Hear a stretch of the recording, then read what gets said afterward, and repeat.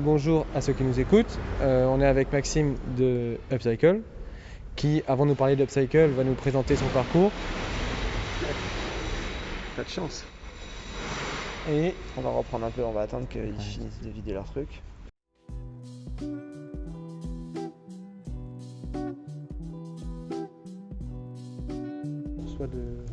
Moi je pense, je vais vous raconter mon parcours pour vous expliquer pourquoi vous êtes là maintenant. Comme ça vous allez comprendre un peu le but de comment tu fais pour te retrouver à avoir des machines qui font du compost à Marseille alors qu'avant tu étais technicien de laboratoire, tu vois.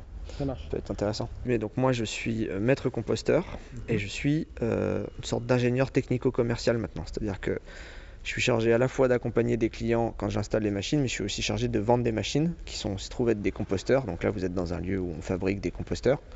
Et donc moi mon métier dans la boîte, on est une vingtaine de personnes, c'est de vendre des composteurs. Et pour en arriver là, donc moi j'ai 33 ans maintenant, j'ai fait un bac S, je suis sorti de ce bac S, j'ai fait un DUT, non j'ai commencé par faire pharma. J'ai tenu 3 mois. Ensuite pendant 5 mois, j'ai séché les cours et j'ai fait la fête. Et mes parents m'ont dit en gros, soit tu trouves un truc, soit tu bosses. Donc j'ai trouvé un truc. Et donc je me suis fait réintégrer dans une sorte de filière de rattrapage, dans un DUT, qui m'a permis en fait de faire le semestre que j'avais loupé. En fait, j'ai fait les 2 semestres en un semestre, quoi. Et donc ça m'a permis de tout doucement réaccrocher les études et de finir par avoir un DUT d'agronomie. En fait, j'ai eu un DUT de génie biologique, option agronomie. Donc avec ça, tu es super content, tu peux travailler. Donc là, je devais avoir 21 ans à peu près. Et je suis parti 1 an en Nouvelle-Zélande pour travailler dans un laboratoire qui faisait de la recherche sur des virus de plantes. Tu vois. Donc mon métier, c'était de trouver des virus qui n'étaient pas identifiés sur les catalogues agronomiques et de montrer, en fait, de prouver que la Nouvelle-Zélande exportait pas des produits qui étaient contaminés, tu vois, par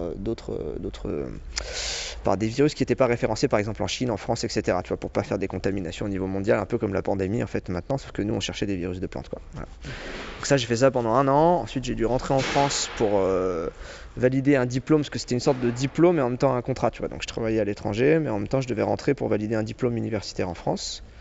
Et en rentrant, ça a été assez dur parce que j'avais une super vie là-bas, donc j'ai mis à peu près 1 an à rebondir un peu et à trouver une nouvelle énergie. C'était en 2008, donc c'était pendant une grosse crise économique, donc il y avait zéro taf. J'ai dû envoyer des milliers de CV, j'ai eu aucun entretien d'embauche pendant 1 an et demi. Donc j'ai retrouvé un stage dans un autre laboratoire de virologie. Donc j'ai bossé pendant 6 mois dans un laboratoire de virologie humaine, qui est le labo à l'heure actuelle qui analyse le Covid en ce moment. Donc je bossais dans ce labo-là, tu vois, c'est marrant. Et j'ai tenu pendant 6 mois et j'ai lâché le truc en plein milieu pour partir vivre à Marseille et faire des études d'océanographie. J'ai tout lâché parce que j'en avais marre de bosser dans les labos et je voulais faire de l'écologie, je voulais travailler sur les problèmes de plastique en mer, etc. Et donc j'ai trouvé une licence qui m'a bien pris, qui a voulu me prendre. J'ai réattaqué une 3e année de licence en océanographie, spécialisé. Non, j'avais pas de spécialité à l'époque. tu t'es dit assez facilement, je peux reprendre 1 an d'études juste.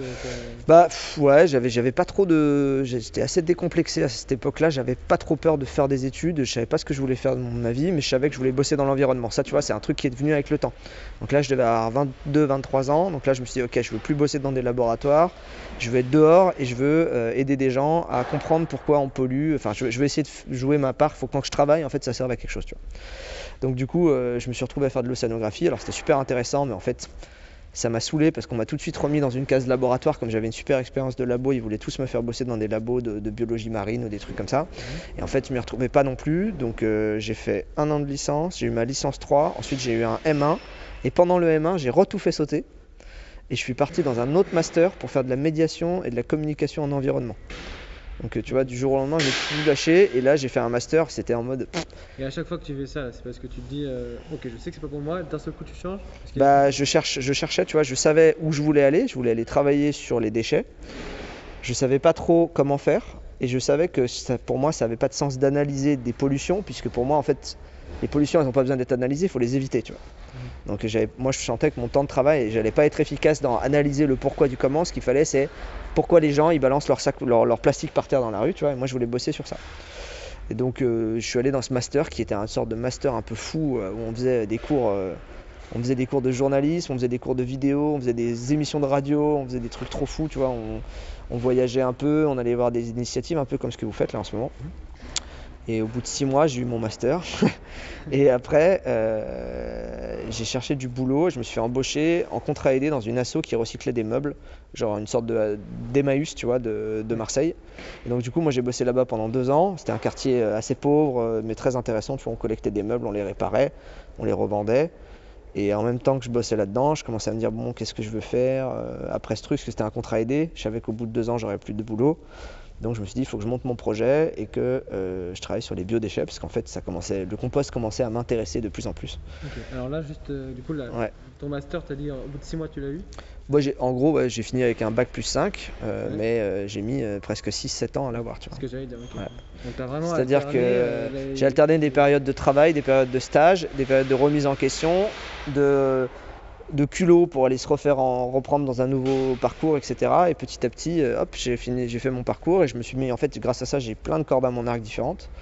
Et ça m'a aussi permis de voir aussi, de travailler et de voir plein de trucs, parce que je bossais l'été, j'étais serveur et en même temps je travaillais dans un labo, après j'ai fait d'autres trucs, tu vois, donc j'ai eu plein d'expériences professionnelles et du coup je savais ce que je voulais pas faire, tu vois, et je savais ce que j'avais envie de faire, tu vois. Et donc du jour au lendemain, je vais bosser dans cet asso et puis après petit à petit j'ai monté un projet à Marseille qui s'appelait les champignons de Marseille. Donc là le projet c'était de collecter du marc de café dans les entreprises, de transformer ce marc de café en substrat pour faire pousser des champignons. Et donc on recyclait un déchet, en même temps on faisait de l'agriculture et en même temps on arrivait à créer des emplois là-dessus. Donc ça, c'est pour ça qu'en fait j'ai travaillé à la fin chez Upcycle, parce que Upcycle, la boîte qui m'embauche maintenant, ils ont commencé leur aventure en 2011 en faisant exactement ça mais à Paris. Et donc moi j'ai un peu copié ce qu'ils faisaient à Paris pour le ramener à Marseille. Et de fil en aiguille, je les ai rencontrés et on a réussi à travailler ensemble. Et après, ils m'ont proposé de venir travailler sur cette question du compostage parce que moi, ça m'intéressait. J'avais fait une formation de maître composteur. Je voulais bosser dans les biodéchets, quoi. Tout ce qui était déchets de nos cuisines, en fait, ça m'intéressait. Pour moi, c'était assez facile de les éviter. Et en France, on fait des choses, mais on n'est pas les meilleurs, quoi. Et donc, il y avait du taf. Ouais. Mais là, tu as trouvé, ça, je sais que je vais être efficace. Donc ça remplissait cette case. Et en plus, je sais faire, ça me plaît, la façon dont ça peut être fait. Et... Bah voilà, là, moi, si tu veux, mon objectif, c'était... J'aime assez travailler, moi j'aime bien travailler, mais j'aime bien travailler avec du sens et j'aime bien avoir l'impression d'être dans une équipe qui va dans une direction. Tu vois, j'aime pas travailler seul, j'aime bien être dans des projets qui me donnent envie de me lever le matin et qui me permettent aussi de gagner ma vie correctement. Il se trouve que chez Upcycle c'est le cas parce que je suis rémunéré correctement, je suis dans une entreprise qui respecte ses salariés, qui nous fait avancer, qui nous fait progresser et en plus toutes les heures que je donne de mon travail, à la fin finalement elles se concrétisent par l'installation d'un composteur et moins de déchets qui vont à la poubelle et plus de compost qui sont produits et donc plutôt un cycle assez vertueux qui se met en place avec mes heures de travail. Oui, donc tu as une espèce de shoot pas de dopamine mais de satisfaction quand ça y est, là on a bossé pas pour rien, on a placé le composteur. C'est ça. Suivant, hop, Ça c'est la vente, quand tu arrives à signer un composteur, ça te fait une sorte de satisfaction parce que tu sais que tu en as un qui avance, tu as un client qui bosse avec toi, tu sais que tu vas pouvoir l'accompagner, que tu vas avoir des problèmes avec lui, que tu vas les résoudre avec lui et petit à petit tu crées ton chemin comme ça et après il faut juste gagner assez d'argent pour pas que l'entreprise coule. Parce que c'est vachement dur de sortir des machines innovantes comme ça, de les vendre, de payer les salaires des 15 personnes chez Upcycle qui travaillent tous les jours pour que ça arrive. Tu vois, là, vous en avez rencontré quelques-unes, mais il y en a aussi à Paris, il y en a à Lyon, il y en a à Rennes. Donc tu vois, c'est énormément de travail. Mes patrons, ils ont levé pas mal d'argent auprès d'investisseurs pour pouvoir faire ce projet. Mais c'est quand même assez stressant parce que si demain on n'en vend pas assez, on n'arrivera pas à vivre et l'entreprise s'arrêtera, quoi. Donc il y a de la dopamine et il y a du stress aussi. Ça là, donc c'est ce fameux composteur Upcycle A900. Donc ça c'est une machine que, comme je vous disais tout à l'heure, qui est fabriquée en Angleterre. Et au début, en fait, dans notre entreprise, on ne fabriquait pas nos machines. On les importait d'Angleterre et on les vendait à nos clients. Donc celle-là là, que vous voyez, on en a importé beaucoup, plus d'une trentaine. Et il y en a une trentaine à l'heure actuelle qui tournent en France, quoi. Et donc là, vous avez un composteur qui traite à peu près 70 kg de déchets par jour. Donc tu vois, tu as une trappe là-bas. Si tu veux, je peux te montrer un peu comment ça marche. Si tu arrives à monter avec moi pour que je te montre. Voilà, donc là tu vois, tu as un composteur comme ça. Voilà. Tu vois, ça fait pas trop de bruit. Donc là, tu vois, ça tourne comme ça tout doucement et ça tourne 2 minutes toutes les 2 heures. Ah oui, en plus. Et donc 2 minutes toutes les 2 heures, ça suffit pour gérer 70 kilos par jour. Et donc ça fait avancer la matière. Il faut vraiment le voir, ça c'est un estomac sur pattes, quoi, hein. Tu vois, il bouffe tous les jours. Et tous les jours, il digère et il sort du compost en sortie, quoi. Les composteurs ne sentent pas mauvais si tu les gères bien. Je vais te montrer, il faut juste qu'on regarde la gueule du compost quand même. Là, il n'est pas très bien rempli. Celui-là, ils l'ont changé aujourd'hui. Tu vois, là, on a du biodéchet qui a été composté. Ça, c'est en 15 jours. Et ensuite, on va le laisser reposer pendant 2 mois. Et après, on pourra l'utiliser dans les plantes et l'analyser en laboratoire pour être sûr que ça marche. Que c'est bon pour la culture, quoi. Ok. Donc ça, c'est Et après, vous savez aussi les acteurs après à qui vous donnez la terre? Ouais, en fait, en fonction du client, il y a des clients, si tu veux, ils ont des parcs et des jardins. Donc eux, ils vont l'utiliser en interne, ils vont faire de l'agriculture avec, ou ils vont nourrir des arbres, etc. Et puis il y en a d'autres qui vont vouloir, par exemple, comme un supermarché, mettre en sachet ce compost et le revendre dans son magasin ou même l'offrir à ses salariés ou à ses clients. Donc il y a plein de stratégies différentes. Ok. Donc du coup, là c'était la première version. Et là maintenant, ça c'est les composteurs fabriqués en France, à côté de Montpellier, qu'on a sortis en moins de 6 mois pendant le confinement. Donc on s'est dit, au moment où il y a eu la grosse crise du Covid, on s'est dit il faut qu'on fasse nos machines nous-mêmes. C'est pas possible de dépendre d'un autre pays pour importer du matériel. Quand il y a une grosse crise, c'est la guerre, on ne peut plus rien faire. Donc on a décidé de faire nos machines. Et donc là, vous avez la version de celui-là. Enfin, c'est les mêmes capacités quasiment, mais version française, fabriquée en France, avec des innovations partout, pour gommer les défauts de celui-là qui marchait bien, mais qu'on pouvait encore améliorer avec de la connexion. Tu vois, je t'en parlais tout à l'heure, là on est capable de suivre le composteur sur internet, de voir s'il surchauffe, de voir s'il manque pas un peu de ventilation, de comprendre combien de fois la trappe elle est ouverte pour savoir si notre client il l'utilise correctement, etc. De relever plein de petits indicateurs qui vont nous permettre de suivre la machine pour pas qu'elle tombe en panne, en fait. Parce que ça c'est des trucs très costauds, mais si tu les remplis mal, tu peux avoir des problèmes. Normalement, il n'y a pas besoin de beaucoup de main d'œuvre ou disons de. C'est une bonne question. En gros, il faut 30 minutes par jour pour gérer un composteur comme ça. Ok. Un petit. Donc là, si on peut regarder, celui-là, il est encore en phase de test, hein, mais tu vois, là on voit le fameux broyat de bois qui a été mis par mes collègues. Donc là, c'est équilibré. Ils ont mis de la pâte de biodéchets et du broyat de bois pour que ça avance un kilo. En termes de gain, le gain principal pour une structure qui a une machine comme ça, c'est en fait, si tu veux, la réglementation en France, elle est simple, c'est que quand tu as du biodéchet et que tu génères un certain tonnage de biodéchets, tu dois mettre en place du tri déjà en interne. Donc tu dois le séparer de tes poubelles normales. Une fois que ça c'est trié, tu as 2 choix. Tu dois favoriser son retour à la terre, c'est ce qui est marqué dans l'article de loi. Pour favoriser son retour à la terre, tu as 2 choix, c'est soit le compostage, soit la méthanisation.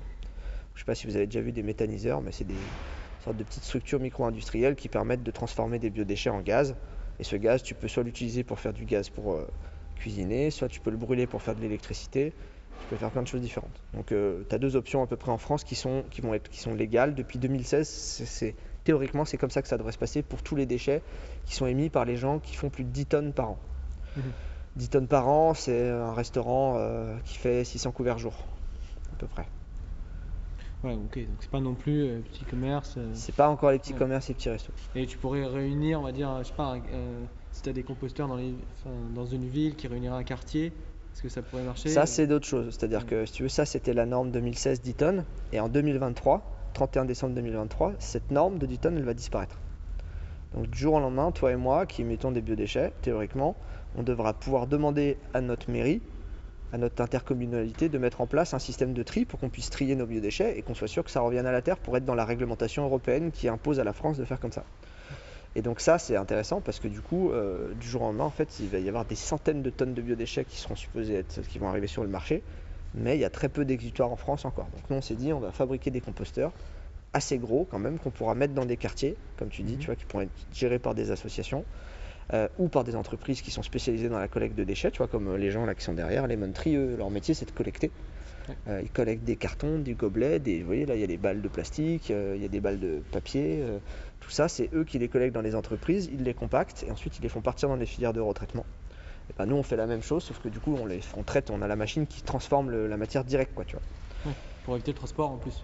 Voilà, et donc j'en viens au gain qui était ta question. Le gain il est là, c'est-à-dire que pour faire des économies d'échelle, il faut arrêter de faire tourner des camions parce que c'est ça qui coûte le plus cher dans la gestion des déchets. Enfin, c'est ça qui coûte 50% du coût de traitement d'un déchet, c'est la collecte. Donc si tu fais tourner des gros camions, et ben, ça te coûte par exemple admettons, à Paris par exemple, pour traiter correctement des biodéchets qui ont été séparés des flux des poubelles, ça coûte 600 € par tonne. Chaque fois que tu as une tonne de biodéchets qui sort de ta cuisine et qui est mis dans une filière, ça coûte 600 € et là-dedans il y a à peu près 300 € qui sont dédiés à la collecte et 300 € qui sont dédiés au traitement. Ça c'est pour les déchets des ménages, quoi, tu vois. Et après, par exemple, il y a des acteurs qui émettent eux-mêmes des déchets, genre par exemple un marché de gros, tu vois, qui va vendre des fruits et légumes en gros pour des supermarchés. Lui, il va y avoir des caisses qui vont tomber, il y a des fruits qui vont s'abîmer. Lui, il génère énormément de déchets.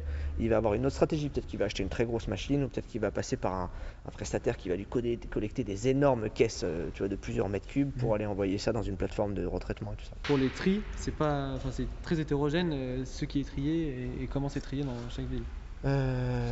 Exactement, il n'y a pas de normalisation au niveau national, quoi. C'est au niveau régional, territorial, et du coup c'est les mêmes règles pour tout le monde, c'est-à-dire que là on a une loi qui s'applique au niveau national, mais ça ne veut pas dire qu'elle va être gérée de la même manière. C'est-à-dire que du jour au lendemain, si la commune elle dit nous on va collecter les biodéchets en camion poubelle classique, ils peuvent très bien le faire, sauf que ça va être centralisé et ça va être amené dans une grosse plateforme de traitement qui va gérer des gros volumes.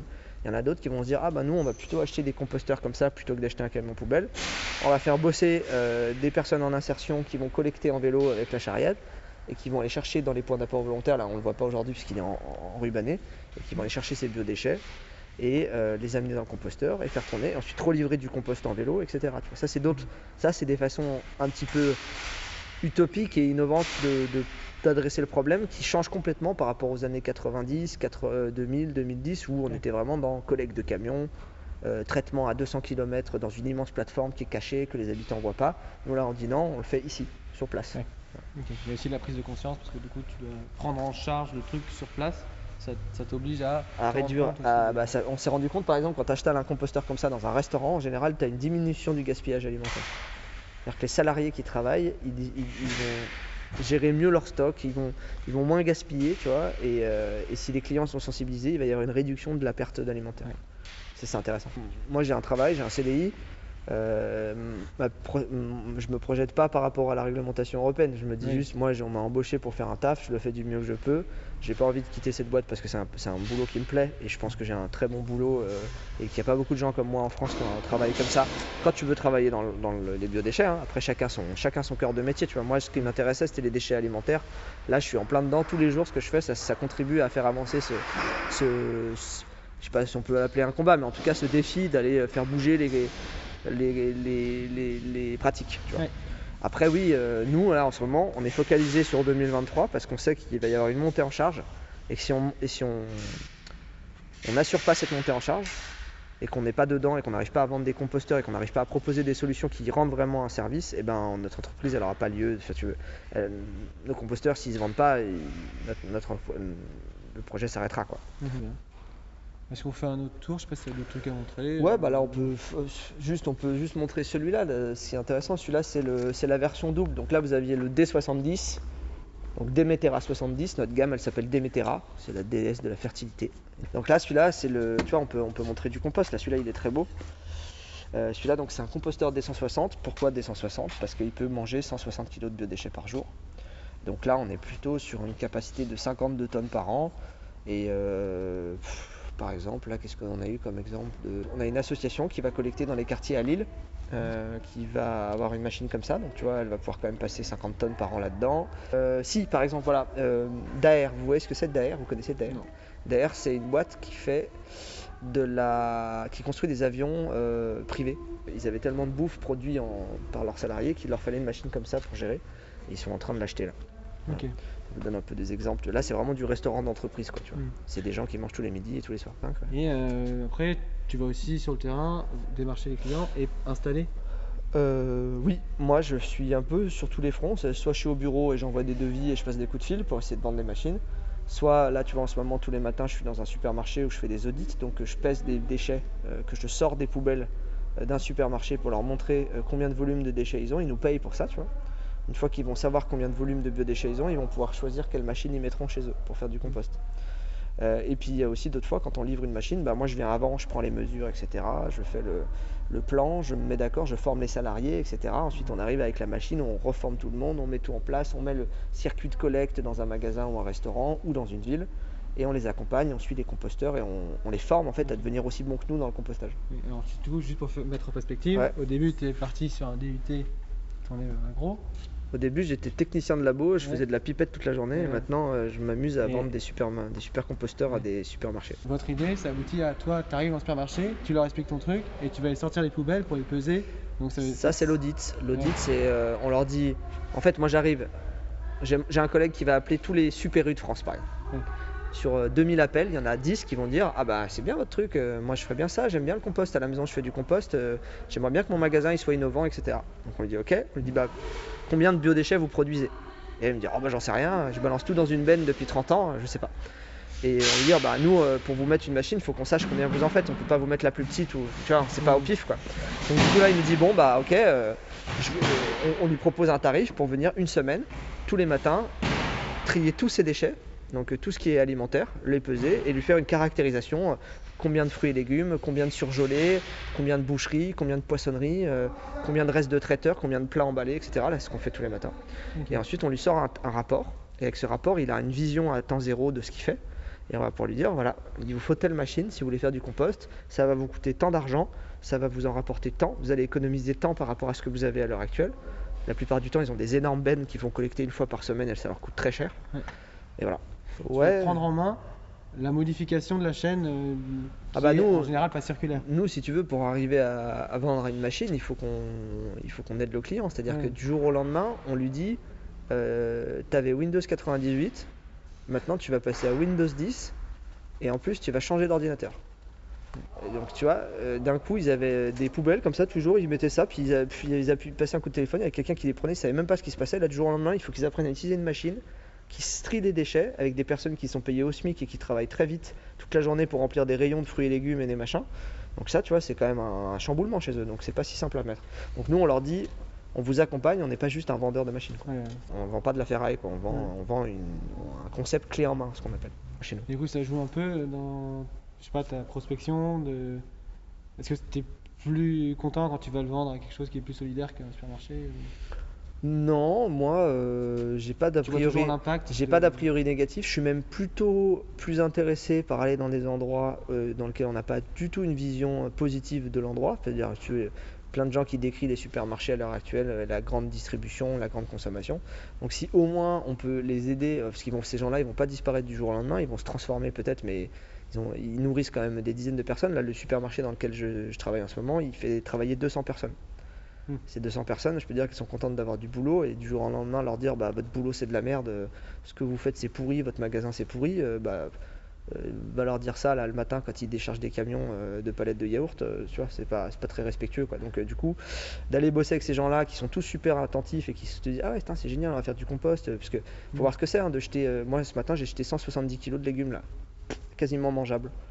Parce qu'il y avait un petit pet sur une tomate, une banane un peu fendue, ça en supermarché ils peuvent pas les vendre. Et donc s'ils n'ont pas de système, ils balancent tout dans une grosse poubelle qui se mélange avec du carton, du plastique et du polystyrène et ça part à l'incinération. Je peux dire que ça fait bizarre.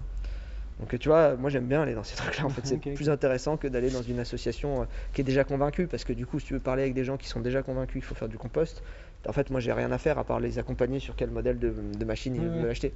Mais là, quand tu vas dans un supermarché, c'est un peu c'est intéressant. Moi je suis pas dans une confrontation parce que ceux qui nous font venir, ils ont déjà envie de nous entendre parler. Oui, non, mais je me suis trompé. Et Non lui mais, plus. non mais tu vois, naturellement il y a ce terme-là qui vient parce qu'on est dans une société qui est en conflit.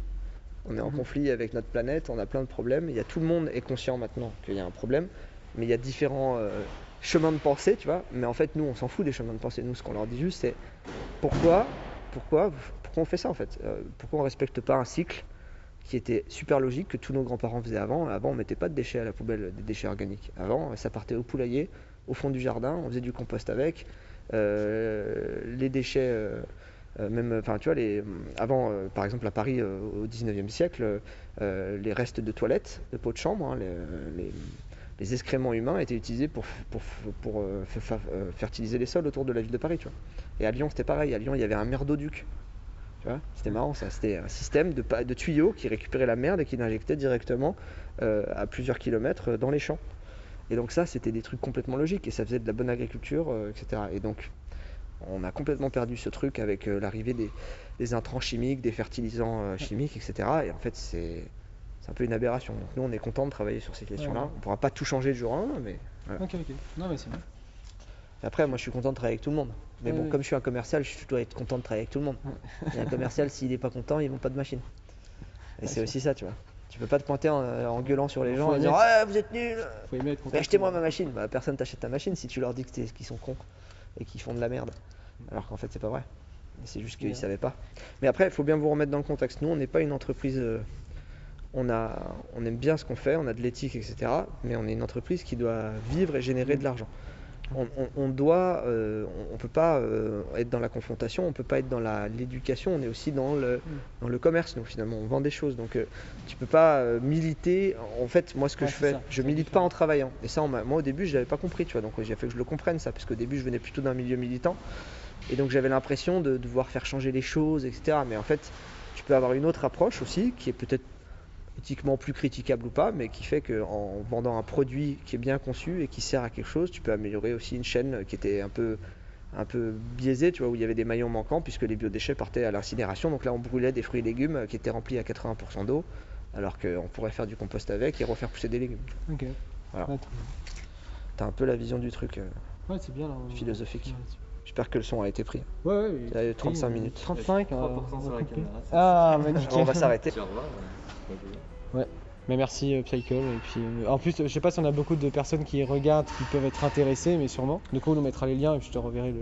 Bah, juste pour finir, notre entreprise elle a embauché 10 personnes en moins d'1 an et demi. Et dans ces 10 personnes, il y avait 5 élèves ingénieurs qui avaient fait des stages chez nous. Ok. Et qui ont eu leur première expérience professionnelle chez nous en CDI ou en CDD, ça dépendait des missions.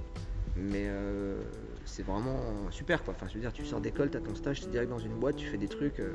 Après, tu n'es pas obligé d'y rester pendant 2 ans. Hein. Tu peux démissionner au bout de 2 ans puis aller faire une autre boîte, etc. Mais on fait du compost, on vend des composteurs et en même temps on arrive à embaucher des gens, donc c'est bien. En général, on choisissait les profils qui étaient les plus éveillés, les plus dynamiques, Ouais. les plus demandeurs, qui n'avaient pas peur de faire des erreurs, mais qui avaient aussi pas peur de parler et de communiquer. Ça, c'est un truc super important quand tu arrives dans une boîte que tu as moins de 25 ans. Il faut avoir de l'aplomb pour tout de suite, tu vois, demander de l'aide quand il faut, et pas avoir peur de ton chef qui Ouais, a 10 ans de métier, qui fait tout en même temps, qui part, qui fait De dire ce que tu comprends pas. voilà, et de puis que c'est pas question. grave, et puis qu'en fait, moi, le nombre de conneries que j'ai fait dans mon travail, sont innombrables, quoi. Mais t'apprends, et puis après, tu deviens de plus en plus bon, quoi. Mais bon, au début, il faut bien faire un peu des erreurs, et puis, en fait, il faut bien commencer, quoi. Donc, s'il n'y a pas des boîtes comme nous qui embauchons des jeunes en sortie d'école, il n'y a personne qui travaille, quoi. Ouais. Tu vois, c'est intéressant. Très bien. J'espère que vous allez trouver du boulot comme ça. Ouais, bah, nous on espère aussi. C'est le but. Ah bah, ça m'étonnerait pas que vous en trouviez, Ouais, voilà. si vous faites des robots qui font du compost.